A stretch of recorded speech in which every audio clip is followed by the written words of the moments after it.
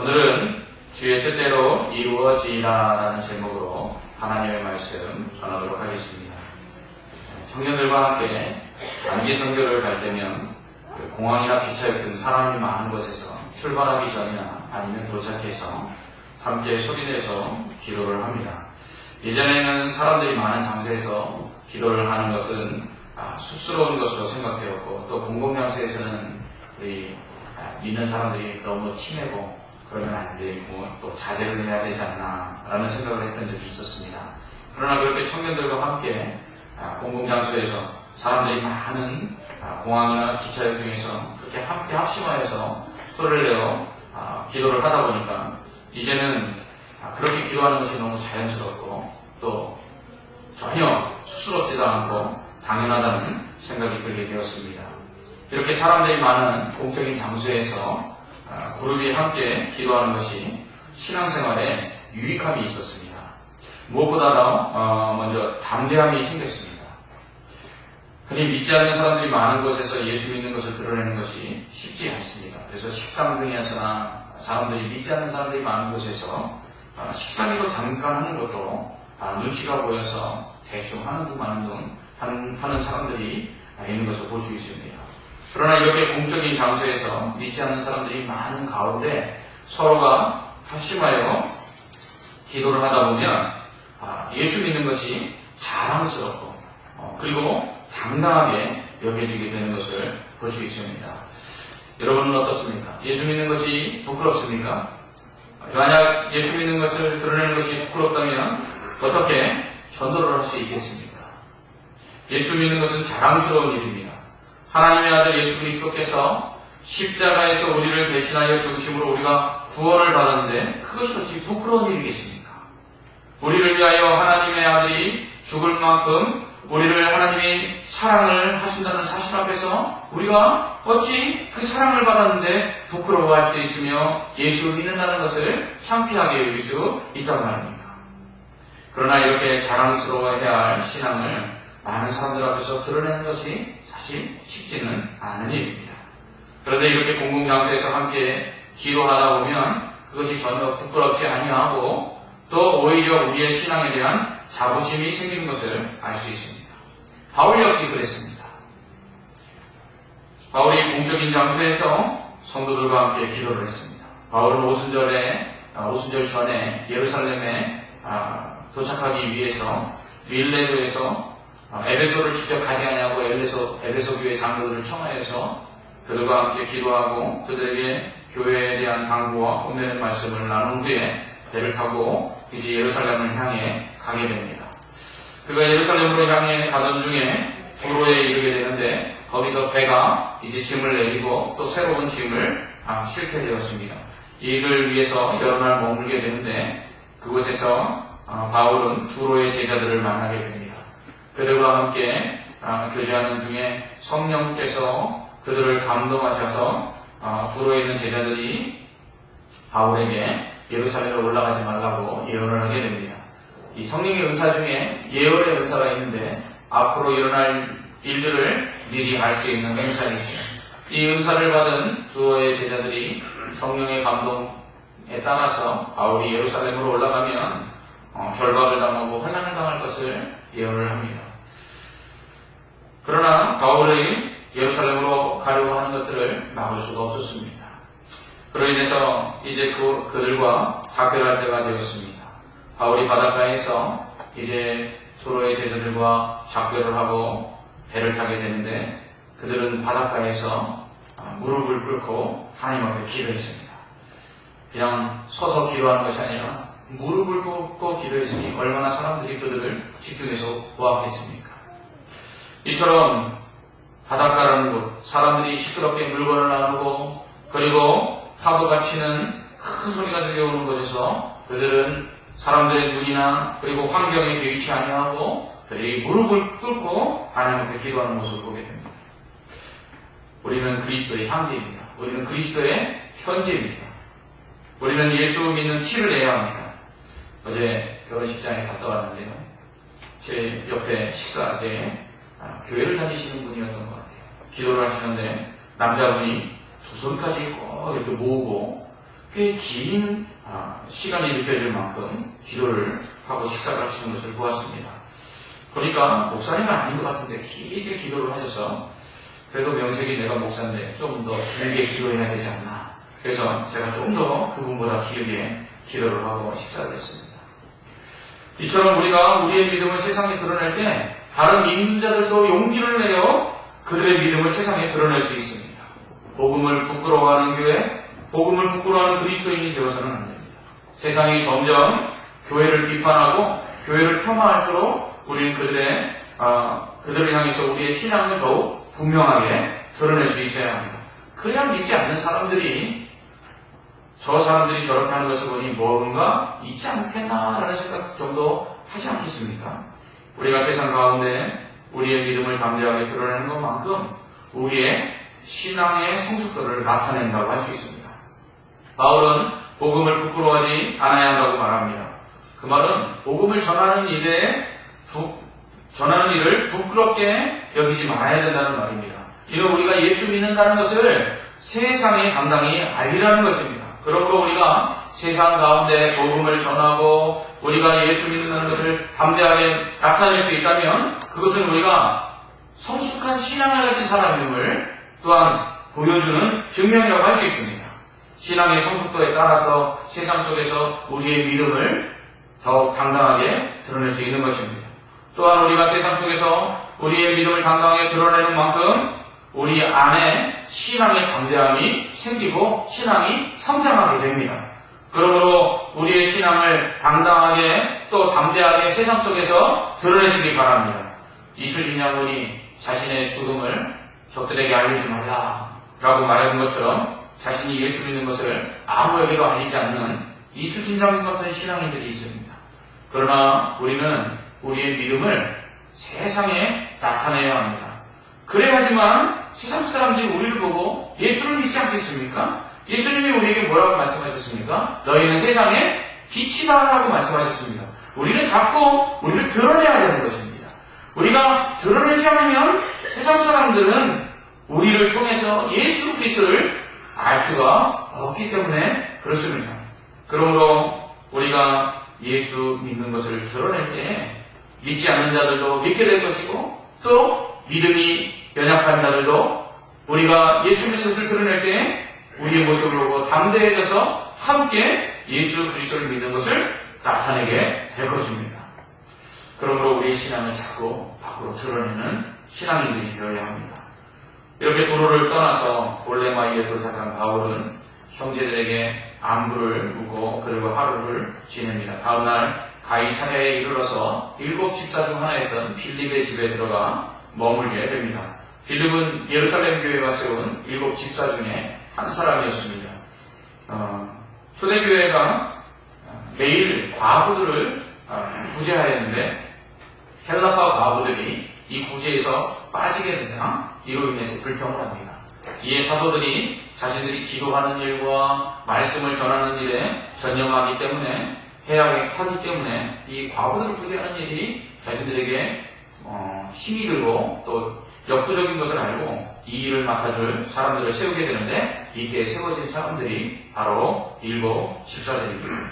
이 사람들은 과부들을 구제하기 위해서 세워졌는데 그들을 구제하는 일뿐만 아니라 전도하는 일에도 힘을 썼습니다. 빌립 같은 사람은 대표적인 사람이죠. 그는 사마리아와 그리고 에디오피아 4시에게까지 복음을 전했던 사람입니다. 이 집에 딸이 4이 있었는데 이 딸 4이 다 처녀들이었습니다. 아직 시집을 가지 않았는데 하나님께서 예언하는 능력을 주셔서 예언자로 활동하고 있었습니다. 그녀들 역시 바울에게 예루살렘으로 올라가지 말 것을 예언을 합니다. 뿐만 아니라 유대에서부터 온 아가보라는 선지자가 바울이 예루살렘에서 유대인들에게 결박을 당하여 이방인 곧 로마인의 손에 넘겨질 것이라고 예언을 합니다. 아가보 선지자가 바울의 띠를 가져다가 자기의 손발을 묶고는 이렇게 예언을 합니다. 이 띠의 주인이 이방인의 손에 넘겨지고 그리고 예루살렘에 올라가서 환란을 당할 것이다. 이 선지자 아가보는 어떤 사람이냐면요. 예루살렘 교회의 예언자로서 글라우디오 황제 때에 세상에 큰 흉년이 될 것을 예언하는데 그대로 이루어졌다는 것을 볼 수 있습니다. 그러니까 이 아가보 선지자의 예언은 정확하게 들어맞는, 그러니까 능력 있는 선지자였습니다. 모두 그가 한 말은 다 이루어졌습니다. 그러니 바울에 대한 예언도 반드시 이루어질 것이었습니다. 아가보 선지자의 예언을 듣고 난 다음에 그곳에 모인 사람들이 바울에게 예루살렘으로 올라가지 말라고 말을 했습니다. 그들 중에는 바로 빌립의 네 딸들, 또 예언하는 딸들도 있었습니다. 그러므로 이 딸들도 예언하는 능력에 따라서 아가보 선지자와 함께 예루살렘으로 올라가지 말라고 바울에게 권면을 했을 것입니다. 이렇게 바울이 예루살렘으로 가면 유대인들에게 결박을 당하여 이방인들, 곧 로마인들에게 넘겨질 것이라는 예언을 3번씩이나 하나님은 그에게 해주신 것을 알 수 있습니다. 처음에는 에베소에서 온 사람들이 예루살렘으로 올라가십니다. 그렇게 이야기합니다. 두 번째로는 두로의 제자들이 성령의 감동을 받아서 예루살렘으로 가지 말라라고 말합니다. 세 번째는 오늘 빌립의 집에 머물 때 가이사랴에서 아가보 선지자와 또 빌립의 네 딸들이 그에게 예루살렘으로 가지 말라라고 이렇게 미리 알려주는 것을 보게 됩니다. 우리는 흔히 그런 생각들을 해봅니다. 앞으로 이루어질 일을 미리 안다면 얼마나 좋을까?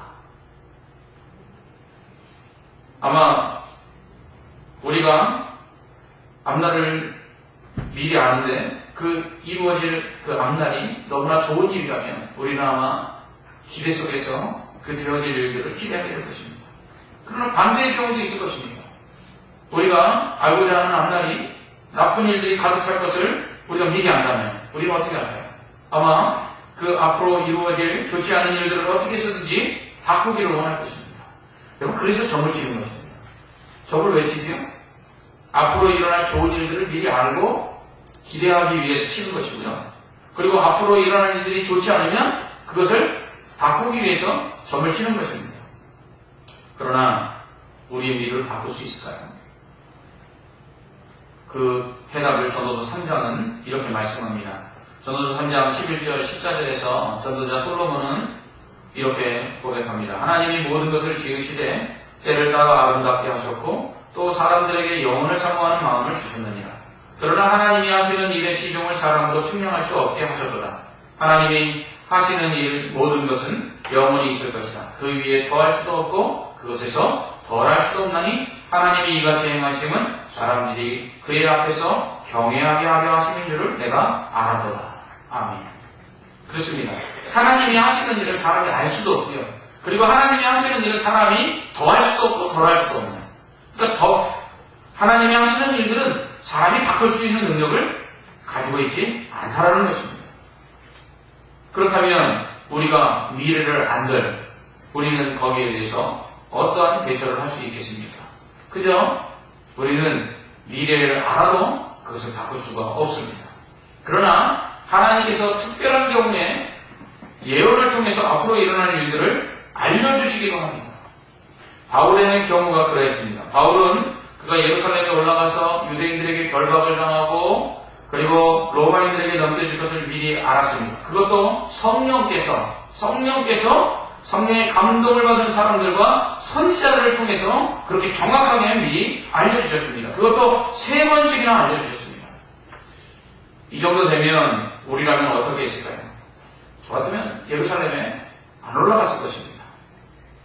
하나님께서 예루살렘에 올라가서 당할 결박과 고난을 미리 알려주셨다는 것은 피해도 된다는 뜻이라고 저는 해석했을 것입니다. 그런데 정황을 보면 하나님께서 분명 바울에게 피할 수 있도록 알려주신 것입니다. 그러니까 바울은 예루살렘에 올라가지 않아도 되는 것이죠. 그러나 이렇게 자신에게 일어날 일을 미리 한 바울은 우리의 예상과는 정반대의 결정을 내리게 됩니다. 그는 예루살렘으로 올라가기로 결정을 하죠. 이번에는 바울이 성령의 인도하심에 따르지 않습니다. 2차 전도 여행 중에 그는 아시아로 가서 전도하지 말라라는 성령의 그 막으심으로 인해서 마게도냐에 있는 환상을 보고 아시아로 가지 않냐고 마게도냐로 갔습니다. 그때는 성령의 지시하심을 따라서 순종해서 성령이 가지 말라고 그러니까 안 갔습니다. 그리고 성령이 가라는 곳으로 그가 갔습니다. 근데 이번에는 예루살렘으로 올라가면 결박을 당할 것이다. 성령께서 알려주셨고, 그리고 성령의 감동을 받은 사람들과 제자들, 선지자들, 예언하는 사람들이 그렇게 올라가지 말라고까지 그를 붙잡았습니다. 그렇다면 지금 그가 예루살렘으로 올라가려고 하는 것은 성령이 거스리는 것 아니겠습니까? 그런데도 왜 그가 성령을 거스리면서까지 이렇게 예루살렘으로 올라가려고 했을까요? 바울은 그 이유를 13절에서 말씀하고 있습니다. 여러분이 어찌하여 울어 내 마음을 상하게 하냐? 나는 주 예수의 이름을 위하여 결박당할 뿐 아니라 예루살렘에서 죽을 것도 각오하였노라. 바울은 예수의 이름을 위하여 결박당할 뿐 아니라 예수를 위하여 죽을 각오가 되어 있다라고 말합니다.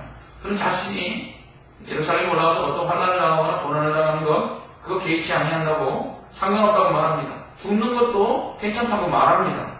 오직 예수 그리스도의 이름이 영광을 얻는다면 자신은 결박을 당하거나 죽는다 해도 아무 상관이 없다는 것이죠.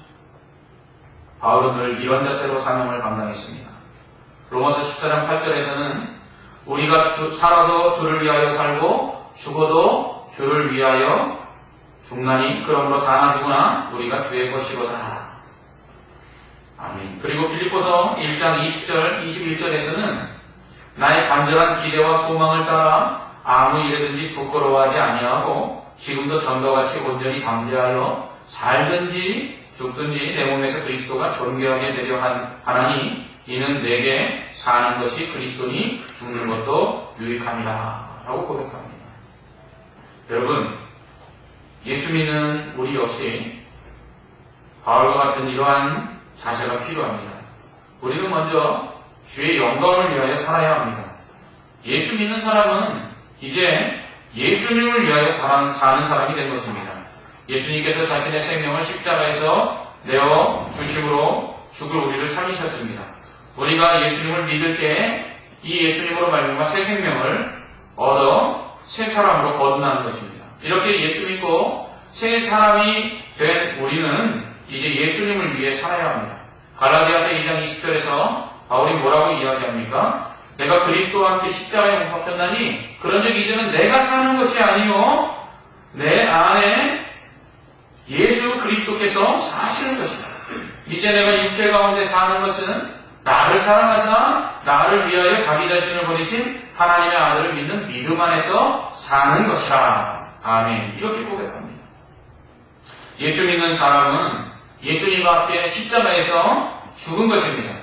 예수 믿기 전에 죄를 범하고 그리고 예수 믿기 전에 악을 쫓던 옛 사람이 십자가에서 예수님과 함께 죽은 것입니다. 그리고 예수님이 부활하신 것처럼 이제 새 사람으로 다시 태어난 것입니다. 이제는 예수님을 위해 사는 사람이 된 것입니다. 영화 같은 것을 보면요, 전쟁에서 주인공 대신 누군가 주인공을 위해 총을 맞고 죽어가면서 이렇게 대사를 합니다. 내 목까지 살아줘. 여러분, 예수님께서 우리의 죄를 용서해 주시기 위해서 십자가에서 죽으시고 우리에게 부탁하신 것이 이와 같습니다. 내가 너를 위하여 죽었어. 그러니까 너는 이제 내 몸까지 살아줘. 나를 위해서 살아줘. 예수님이 그렇게 말씀하신 것입니다. 그래서 예수 믿는 사람은 이제 예수님을 위해 사는 사람으로 살아가야 한다는 것입니다. 이것을 위해서 예수님이 죽으신 것입니다.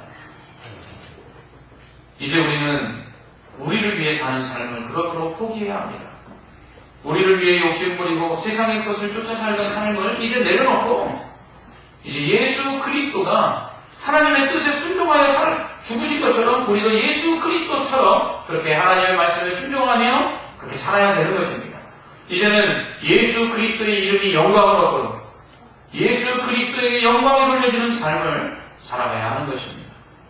또한 우리는 예수를 위해 죽을 각오가 되어 있어야 합니다.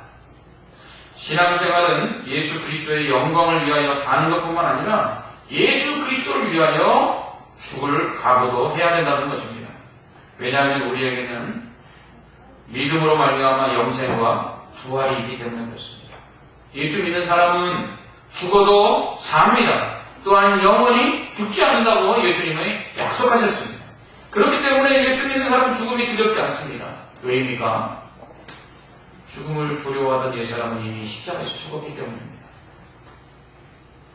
그러므로 오히려 죽음 이후에 가게 될 천국을 소망하는 새 사람으로 우리가 바뀌었기 때문에 우리는 죽으면 천국 가기 때문에 죽음에 대해서 두려워하지 않는 것입니다. 나그네와 같은 이 땅의 삶보다 천국에서 예수 그리스도와 함께 영원토록 왕노릇할 것을 더 소망하기 때문입니다. 그러므로 이 땅에서 죽는 것이 믿는 사람은 두렵지 않아야 합니다. 어느 목사님은 자신의 장례식에 현수막을 걸라고 말씀하셨답니다. 유언으로 그가 남기신 말씀은 자신의 장례식의 현수막에 이렇게 기록하라는 것이었습니다. 천국 환송식. 어떤 분은 임종 직전에 유족들에게 천국에서 다시 만납시다 하며 미소를 띠고 숨을 거두셨습니다. 암 전문의가 있었습니다. 그는 수많은 알기형 환자들을 보면서 한 가지 의문이 생겼습니다. 똑같은 상황 속에서 예수 믿는 사람과 믿지 않는 사람의 태도가 너무 달랐기 때문입니다. 예수 믿지 않는 사람들은 자신이 암에 걸렸다는 사실을 인정하지 못하거나 왜 나만 이런 병에 걸렸냐 하며 원망과 불평을 하거나 아니면 죽음의 시간이 다가올수록 불안해하며 두려워하는 것이 일반적인 모습이었습니다. 그러나 예수 믿는 사람은 똑같은 상황 속에서 죽음의 시간이 다가올수록 천국에 대한 소망을 더욱더 강하게 가지며 오히려 기뻐하고 오히려 감사까지 하였습니다. 뿐만 아니라 자신과 같은 처지에 처한 그 말기암 환자들을 오히려 돌보며 그들을 위로하는 모습을 보였습니다. 그러면서 이 암 전문의는 그런 생각을 했습니다. 과연 무엇이 이들을 이러한 차이를 갖게 하는가? 그래서 결국은 그도 그 이유를 알기 위해서 교회에 나가 예수 그리스도를 영접하고 예수님을 믿게 되었습니다. 그 이후에 그가 깨달은 것은 죽음에 대한 견해의 차이가 예수 믿는 사람과 믿지 않는 사람은 이렇게 다르게 살게 하는구나 라는 것을 알게 되었어요. 예수 믿는 사람에게는 죽음이 두렵지 않습니다. 죽음이 두렵지 않기에 무엇이 두렵단 말입니까? 그러므로 예수 믿는 사람은 항상 담대할 수밖에 없는 것입니다. 여러분 70이면 80, 70이요 강건하면 80 사는 이 세상보다 영원히 사는 천국이 기다리고 있는데 이 순간이요 찰나요 잠깐인 이 땅의 삶에 연연하는 사람이 어디 있겠습니까? 더 길게 살고 있고 더 영원토록 살 수 있고 고통이 없는 것을 바라보는데 어찌 이 땅의 짧은 이 인생에 연연하며 그 인생이 더 길어지기를 바라는 사람들이 있겠습니까? 그것이 바로 믿음이라는 거죠. 그렇기에 바울은 예루살렘에 올라가서 결박을 당하고 환난을 당하여 죽게 된다고 해도 두려울 것이 없었습니다. 그래서 성령의 감동을 받은 사람들이 예언을 하여 예루살렘에 올라가지 않아도 된다고 말했지만 그는 예루살렘으로 올라가야 한 것입니다. 이처럼 우리는 주를 위하여 살고 주를 위하여 죽을 자세가 되어 있어야 합니다. 바울의 이러한 태도의 사람들은 주의 뜻이 이루어지라 라고 말합니다. 즉 주님의 뜻대로 되기를 원합니다 라고 말합니다. 우리는 여기서 하나님의 뜻과 인간의 자유의지에 대한 성경적인 견해를 배울 수 있습니다. 인간은 언제나 하나님의 뜻에 순종해야 합니다. 하나님의 뜻에 불순종하는 것은 죄입니다. 그렇다면 지금 성령을 통해 말씀하신 바울이 예루살렘으로 올라가면 결박을 당하고 공원한을 당한다는 것은 하나님의 뜻일까요? 아닐까요? 이건 확실하게 하나님의 뜻입니다. 그런데 그가 그것에 대하여 올라가지 않은 것이 하나님께 순종하는 것일까요? 올라가는 것이 순종하는 것일까요? 우리는 이 부분을 정확히 해야 하나님의 뜻에 순종하고 불순종하는 것이 무엇인지를 알 수 있습니다. 자, 예루살렘에 가서 결박을 당하고 이방인에게 넘겨지는 것 분명한 하나님의 뜻입니다. 그렇다면 그것을 거부하거나 거스릴 수 없습니다. 그렇게 되면 불순종하게 되는 것입니다. 그러나 또 다른 하나님의 뜻이 있었습니다. 그것은 바울에게 이 사실을 미리 알려줌으로써 피해로 되게 하신 것입니다. 하나님은 이처럼 바울에게 두 가지 길을 제시하신 것입니다. 그러므로 하나님의 뜻은 때로는 한 가지일 수도 있고 때로는 두 가지일 수도 있고 때로는 더 많을 수도 있다는 것입니다. 만약 한 가지 뜻일 때는 반드시 순종해야 합니다. 아시아로 가려는 바울에게 성령을 통해 막으시고 유럽인 마게도냐로 가라고 하신 것은 하나님이 한 가지 뜻만 가지고 있었기 때문입니다. 그렇기 때문에 바울은 순종해서 마게도냐로 갔습니다. 요나가 니느웨로 가서 하나님의 말씀을 전하라고 했을 때에 그것은 하나님의 한 가지 뜻이었습니다. 그런데 이것을 싫어해서 다시스로 가는 배를 타고 도망가는 요나를 하나님 풍랑을 만나게 하시고 그리고 바다에 던져져서 큰 물고기 뱃속에서 3일을 지나게 하신 후에 다시 니느웨에 가서 하나님의 말씀을 전하게 합니다. 이처럼 하나님의 뜻이 하나일 때는 우리가 거부할 수 없습니다. 예수님께서 겟세마네 동산에서 십자가를 지기 전에 땀방울이 핏방울이 되도록 기도하실 때 뭘 기도하셨습니까? 하나님, 나의 뜻대로 마옵시고 아버지의 뜻이 이루어지기를 원합니다. 그렇습니다. 하나님의 뜻이 하나였습니다. 예수님이 십자가에 달려 죽는 것, 그것은 거부할 수가 없는 것입니다. 그것은 우리가 순종해만 한다는 것입니다. 왜냐하면 하나님의 뜻이 하나이기 때문에 그렇습니다. 그러나 바울이 예루살렘에 올라가서 결박을 당하고 그리고 또한 이방인들의 손에 넘겨지는 것은 하나님께서 두 가지 뜻을 가지고 있었습니다. 하나는 그가 자유의지를 가지고 예루살렘에 올라가지 않기로 결정해도 하나님은 상관이 없었습니다. 하나님은 그에게 피할 것을 말씀하시기 위해서 예언을 통해서 3번씩이나 그에게 알려주신 것입니다. 하나님은 이처럼 때로는 피할 길도 우리에게 주시면서 하나님의 뜻이 여러 가지가 있는데 그 중에 하나를 우리가 자유롭게 선택하여도 되도록 하나님이 은혜를 베풀어 주십니다. 그러나 바울은 그러한 그 선택에 있어서 피할 길을 택하지 아니하고 예루살렘으로 올라가서 결박을 당하고 환난을 당하여 죽기까지 해도 된다라고 마음의 결정을 내리는 것을 볼 수 있습니다. 여러분, 이 두 가지 결정이 이루어졌다고 해서 하나님의 뜻에 큰 문제가 생길까요? 전혀 아니라는 것입니다. 저는 예루살렘으로 올라간 바울이 결박을 당하여 이방인의 손에 넘겨져서 결국 로마의 황제 앞에 서서 복음을 전하는 하나님의 뜻을 이루는 것을 보게 됩니다.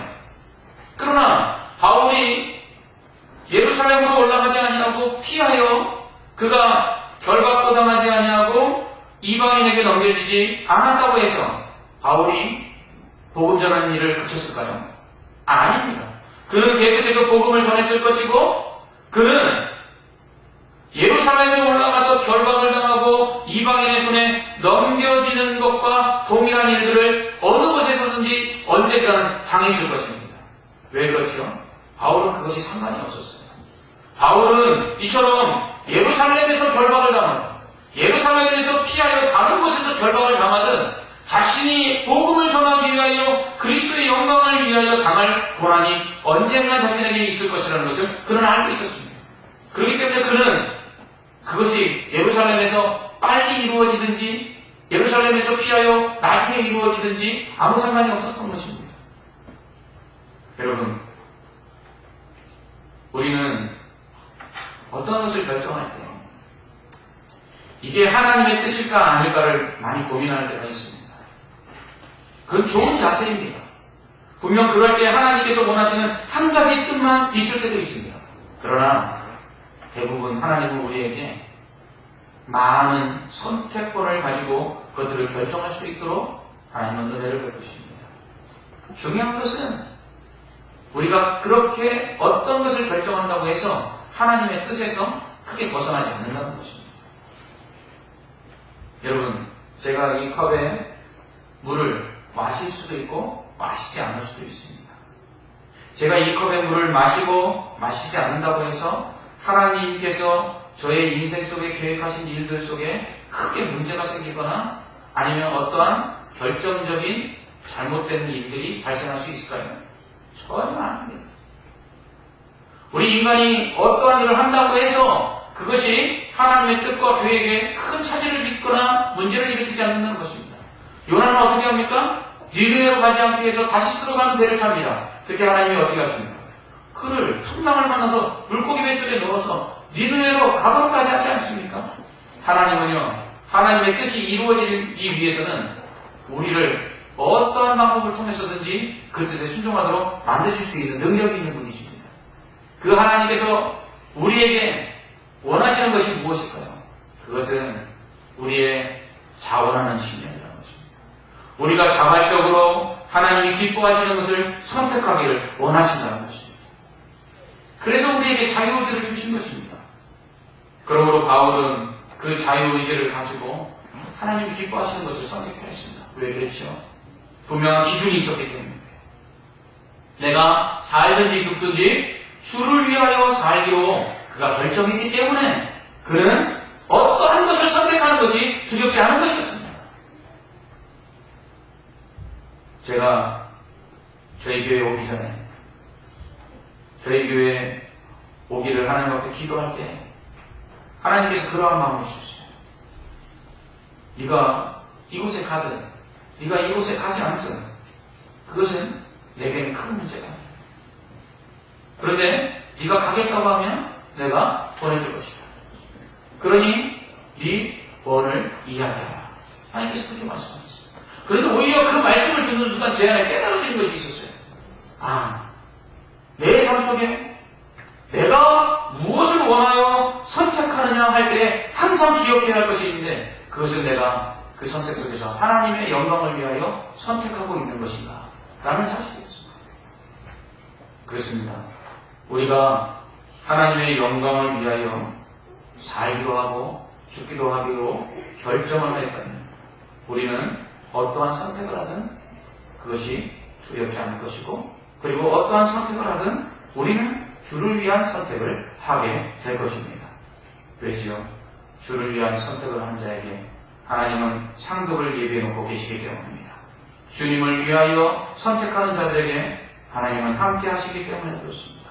그렇기 때문에 주를 위하여 선택하는 자는 상급을 바라보고 소망 가운데 생명의 죽음마저도 두려워하지 아니하고 오히려 더 큰 소망 속에서 하나님이 기뻐하신 것을 선택하는 것을 볼 수 있습니다.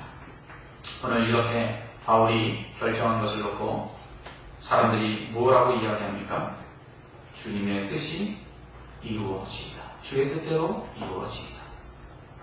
하늘에 계신 우리 아버지여, 이름이 거룩히 여김을 받으시오며 나라에 임하옵시며 뜻이 하늘에서 이루어진 것 같이 땅에서도 이루어지이다.